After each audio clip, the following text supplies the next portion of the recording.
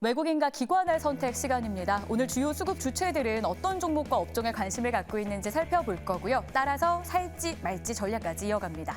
6개의 종목으로 압축했는데요. 열어보겠습니다. 먼저 S51, 증권사에서도 참 긍정적인 시각을 내놓고 있어요. 업황 회복의 장기화가 이어지면서 일단 이 섹터 자체의 훈풍이 계속 불 것이다라는 전망이 나오고 있고요. 눈에 띄는 건 외국인 투자자들이 무려 13거래일 연속해서 매수 우위 나타내고 있다라는 부분입니다.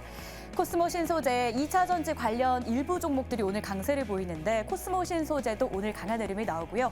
외국인과 기관이 동반해서 매수 나타내고 있습니다.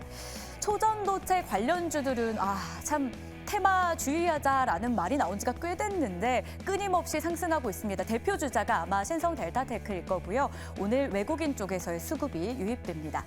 한화 에어로스페이스 등 방산주를 이끌고 있는 오늘 또 기사화된 재료가 있죠. 일명 수은법이라고 하는데요. 다음 달 정도에는 이 수은법 개정이 좀 확실시 될 것으로 예상이 되면서 오늘 주가도 긍정적으로 나오고 있고요. 더존비즈온 AI주 관련해서도 기대감이 좀 살아있는 모습이고요. 기관 쪽에서 연속적인 매수세가 나타나고 있습니다. 마지막으로 제약바이오 쪽에서 오스코텍까지 확인을 해볼 텐데요. 현재 주가 흐름은 어떤지도 점검을 해보겠습니다. 가장 탄력이 좋은 쪽은 신성 델타테크. 오늘 주가가 계속해서 고점을 향해서 올라가고 있는 상황, 27% 급등 구간이고요. 그 밖에는 더존비존과 오스코텍이 각각 9%의 상승, 코스모 신소재도 5%가량의 오름권역 보여주고 있습니다.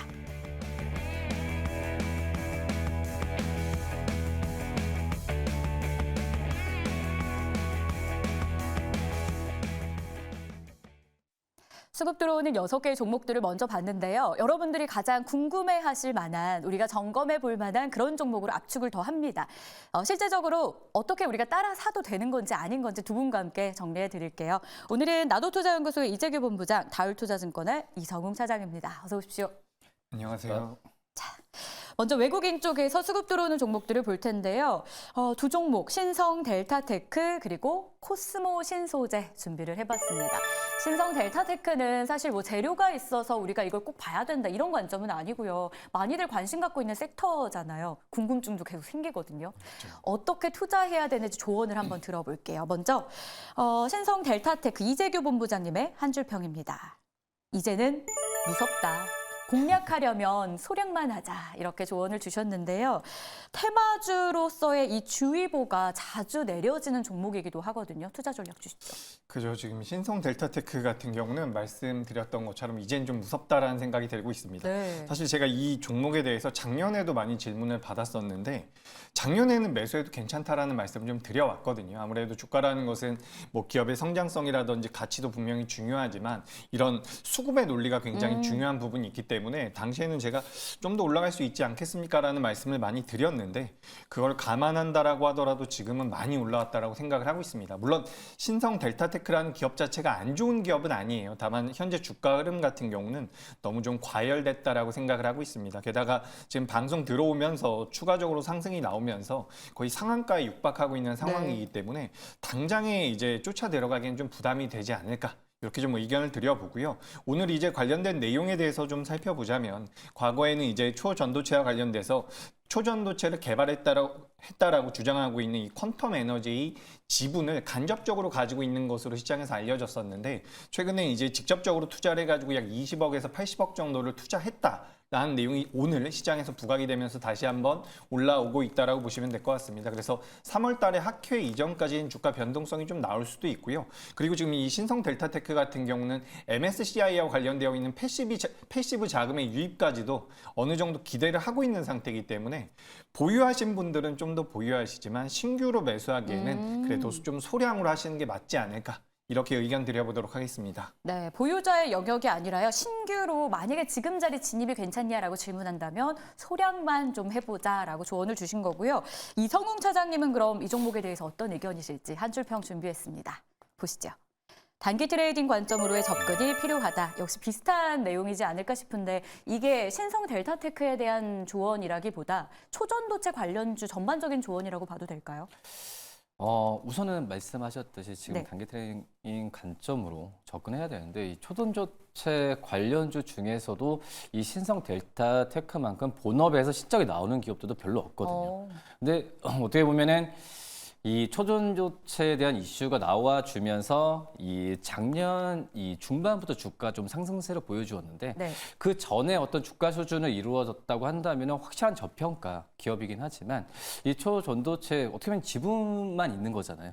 또 본업이랑은 상관없이 이 지분에 의한 투자에 의한 그 유동성이 들어오면서 주가가 크게 상승했는데 그렇기 때문에 펀더멘탈 관점에서 실적도 우상향 관점으로 2차 전지나 또 여러 가지 뭐 플라스틱 상용 쪽의 사출 쪽에서의 실적은 지금은 이 기저효과도 측면에서는 우상향 가능성이 굉장히 좀 있거든요. 하지만 초전도체 엮이면서 주가 좀 많이 갔기 때문에 물론 이제 초전도체에 대한 부분이 실적으로 연결되는 부분이 안 된다라는 것보다도 지금은 아직까지는 실적으로 연결되는 과정이 시간이 걸리기 때문에 지금 주가 수준은 약간 오버슈팅 감은 좀 있지 않나라고 좀 생각이 되고 있고요. 하지만 본업적인 측면에서는 지금은 뭐 든든한 고객사를 대상으로 지금 몇십 년 동안의 관계사를 유지한 걸 봤을 때는 본업에 대한 실적 성장세는 계속 유지할 가능성이 크다라고 판단되고 있습니다. 뭐 그렇기 때문에 우선 단기 트레이딩 관점에서, 그러니까 단기 트레이딩 관점에서는 이 초전도체에 대한 이슈에 많이 흔들릴 거예요. 네. 본업에 대한 실적보다도. 그렇기 때문에 신규 접근을 하시기에는 한 번 더 고민을 해보시는 게 맞지 않나라고 좀 생각이 됩니다. 좋습니다. 초전도체 관련주 어떻게 투자하세요라는 조언이 참 많은 상황인데 방금 이성웅 차장님은 이 신성 델타테크의 본업적인 영역 여기에 초전도체가 붙으면서 주가가 좀 오버슈팅이 된 경향이 있기 때문에 좀 그런 구체적인 내용을 정리를 해주셨습니다. 도움이 많이 됐는데요. 팻말로 그럼 한번 정리해 보도록 하겠습니다. 어떻게 지금 자리 투자 괜찮을까요? 안 산다의 의견으로 두 분 일치가 됐습니다. 이어서 외국인 투자자들이 선택한 다음 종목 코스모 신소재도 보겠습니다. 외국인의 선택이기도 하지만 기관 쪽에서 지금 7거래일 연속해서 매수 우위 나타내고 있는데요. 이재규 본부장님의 의견부터 열어보겠습니다. 2차 전지 돌아설 때도 됐지 좋은 기세다라고 주셨습니다. 2차 전지 중에서도 양극재 기업으로 분류가 되잖아요. 회복의 신호탄으로 지금 자리를 봐도 될까요?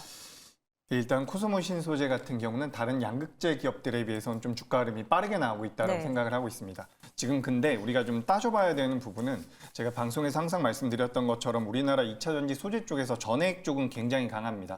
지금 엔캠을 비롯해서 동아기업, 솔브레인 홀딩스, 덕산, 테코피아까지 굉장히 좋은 모습이 나오고 있는데 이 전해액 관련주들 같은 경우는 올라가는 명분이 분명히 있었어요. 그리고 그 다음에 움직이고 있는 것이 이 전구체 쪽입니다.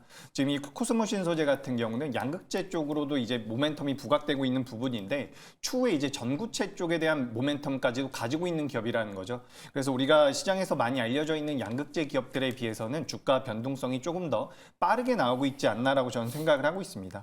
그래서 지금 코스모 신소재 같은 경우는 충주공장, 제3공장을 지금 건설을 하게 되면서 캐파가 계속해서 늘어나고 있는 부분이고요.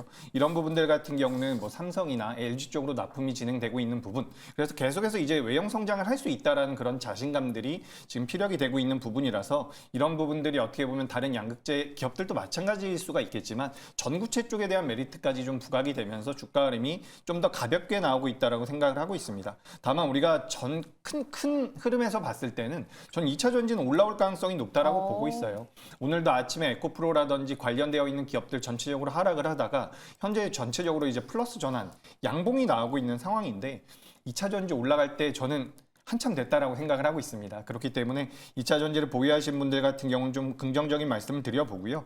또 이제 코스모 신소재 같은 경우는 양극재 쪽에서도 좀 앞서 있는 기술력이 한 가지가 있습니다. 바로 미세 크기 소입경 양극재를 만드는 양극재를 만드는 기술이라고 하는데 이 부분이 다른 양극재 업체들에 비해서 좀 앞서 있다라고 이야기가 나오고 있어요. 그래서 그런 부분들까지 이제 종목 기준으로 본다라고 한다면 메리트가 될 수가 있으니까 관심 있는 분들 같은 경우는 이 점도 좀 체크를 해보시면 될 것 같습니다. 댓글에 본인님이요. 4분기 실적도 코스모 신소재 나쁘지 않았어요. 다른 양극재 업체들이랑은 달라요. 라고 또 개인 투자자의 의견도 지금 댓글에서 확인이 되는데요. 자, 이성웅 차장님의 의견은 어떨까요? 주가 바닥 탈피 과정이다라고 주셨습니다. 다만 최근 한 달간 주가 약 30% 정도 올랐더라고요. 네. 뭐 앞으로 더 오른다면 빠진 만큼 더 간다. 이렇게 볼까요? 그쵸. 앞서서 이제 부모님께 말씀하셨지만 다른 양극재 기업에 비해서는 주가의 상승 여력이 굉장히 좀 빠른 네. 속도로 지금 가고 있는 상황인데 뭐 그만큼 연간 또 이제 분기마도 봤을 때도 뭐 적자 구조가 아닌 그런 상황이기 때문에 이 코스모 신소재 어떤 이 2차 전지 소재 특히 양극재 쪽에서 양극화 물질 기업들 중에서도 이 실적주에 대한 그 플러스 알파가 더 있다라고 좀 생각이 되고 있거든요. 뭐 그런 점에서 뭐 코스모 신소재 같은 경우에는 뭐 그 전에 어떤 이 양극재 쪽에서 물론 이제 수요와 뭐 가격이 지금 하락 추세가 작년 내내 좀 지속이 됐긴 하지만 전체적으로 본다고는 올해 양극재 수출이 좀 플러스로 이거 1월 달에는 돌아섰거든요.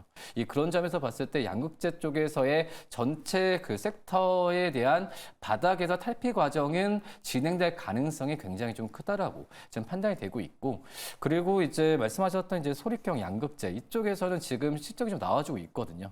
뭐 LGN 솔루션을 거쳐서 GM 쪽에 판매되는 부분이 실적 잡히고 있는 상황이기 때문에 다른 이 양극재 기업들 대비해서는 어떤 실적에 대한 기대가 캐파도 증설되는 부분도 긍정적이고요.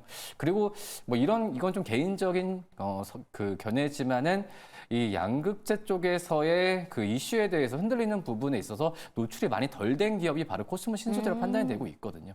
그렇기 때문에 이 변동성에 대한 부분도 다른 기업들에 대비해서는 좀 리스크는 좀 경감되지 않나 이렇게 판단됩니다. 알겠습니다. 자, 그럼 팻말로 한번 정리해 보겠습니다. 코스모 신소재 지금 자리 매수 괜찮다라고 우회 의견으로 일치가 됐습니다.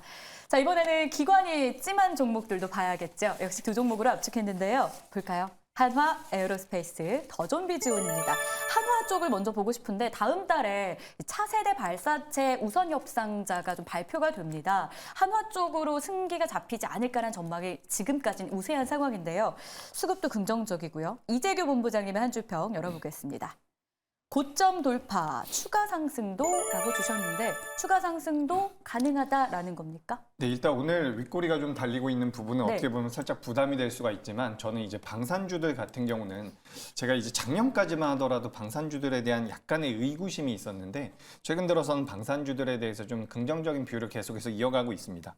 특히 이 한화 에어로스페이스 같은 경우는 작년에 이제 K9 자주포라든지 천무 쪽에 대한 수출 물량이 잡혔었고 올해 같은 경우는 이제 폴란드 쪽에 대한 수출이 계속해서 지속될 가능성이 높고요. 그리고 호주나 이집트 쪽으로도 이 자주포 수출이 계속해서 진행이 된다라고 한다면 매출이 늘어나고 외형 성장의 가능성이 굉장히 높다라는 거죠. 다만 우리나라 이 방산주들 같은 경우는 수출입은행에서 자기 자본을 늘려서 나중에 정책금융을 지원을 해줘야지만 수출이 원활하게 진행이 될 수가 있습니다. 그렇기 때문에 이 부분은 우리가 좀 체크를 해봐야 되는데 이 방산주 쪽에 대해서 제가 큰 그림을 조금만 말씀드려보자면 우리가 불과 몇 년 전만 하더라도 방산주 같은 경우는 약간 내수의 성격을 띠고 있었습니다. 우리나라와 남한과 북한의 그런 리스크가 부각될 때마다 테마성을 어느 정도 가지고 움직였다라고 한다면 러시아 전쟁이 일어난 이후에는 우리나라 K방산이 해외로 수출이 진행이 되고 있다는 부분이죠. 그렇기 때문에 예전에는 내수만 공략을 했다라고 한다면 내수에서 성장을 하기 때문에 성장의 한계가 있었다라고 한다면 수출이 진행되면서 그 한계점을 좀 넘어설 가능성이 높다라는 말씀을 드리고 싶습니다. 그래서 그런 관점으로 본다라고 한다면 저는 한화 에어로스페이스, 뭐 우주항공 쪽에 대한 메리트도 굉장히 큰 기업이기 때문에 저는 긍정적인 의견 드리도록 하겠습니다. 우주항공, 여기에 방산까지 더해집니다. 수은법 이야기도 최근 기사화되고 있잖아요. 많이들 이 재료가 호재가 되지 않을까라는 생각도 하실 텐데요. 이성웅 차장님의 의견 보겠습니다. 실적 그리고 정부 정책 등 재료가 참 긍정적이다. 역시 우호적인 이 재료를 보고 계신데요.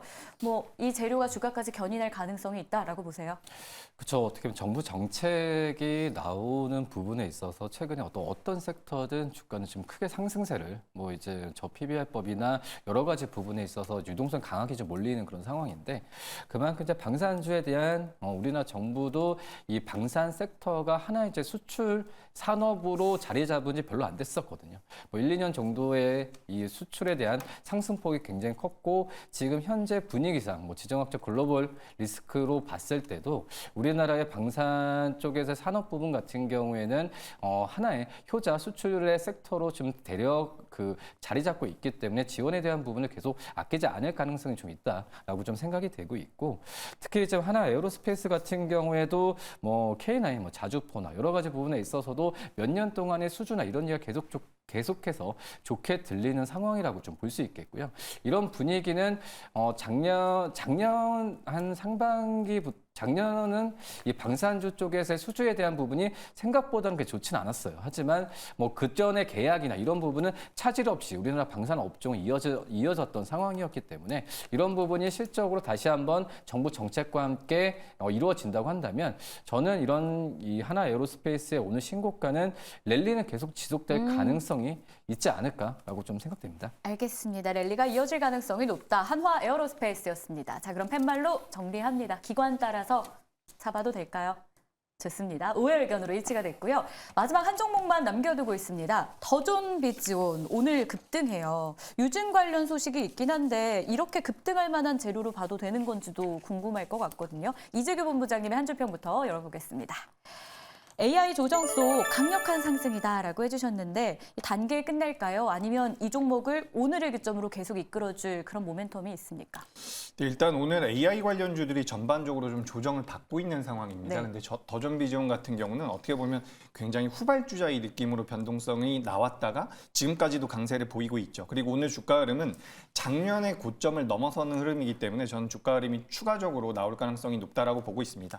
일단 최신으로 들어와 있는 자료를 본다라고 한다면 지금 더존비지온 같은 경우는 자회사에 대한 유증 소식이 있어요. 자회사가 이제 3자 배정 유증을 하는데 거기에 신한은행이 참여를 한다라고 이야기가 나오고 있습니다. 그래서 어찌됐건 간에 우리나라에서 가장 큰 은행이라고 할 수 있는 뭐 신한은행과 KB금융을 우리가 들 수가 있는데 신한 쪽에서 투자를 한다라는 부분이 메리트로 좀 부각이 된다라고 생각을 하고 있고요. 더존비지온 같은 경우도 어떻게 보면 독자적인 모멘텀을 가지고 있는 상황에서 AI와 접목이 되는 상황이기 때문에 앞으로 실제로 이제 AI 쪽에 대한 수혜도 저는 가능할 것이다라고 생각을 하고 있습니다. 시장에서 크게 부각이 되지 않았었던 기업인데 관심 있게 보시면 좋을 것 같습니다. AI 관련해서 그동안 이름이 잘 언급되지 않았던 종목이지만 후발주자로서의 역할을 할 것이다. 이성웅 차장님도 같은 의견일까요? 열어보겠습니다. 전 사업부에서 안정적인 실적 성장이 나오고 있다. AI도 그렇고요. 또 다른 사업부까지 볼만합니까? 그렇죠. 어떻게 보면 작년 4분기도 실적이 서프라이즈였어요. 네. 근데 이제 뭐 앞서서 이제 AI 얘기했지만 그 전에 이제 더존비전의 ERP 기술에서 AI 전에 클라우드 사업에 대한 부분을 접목시키면서 매출이나 이런 부분 호조세를 좀 보였었거든요.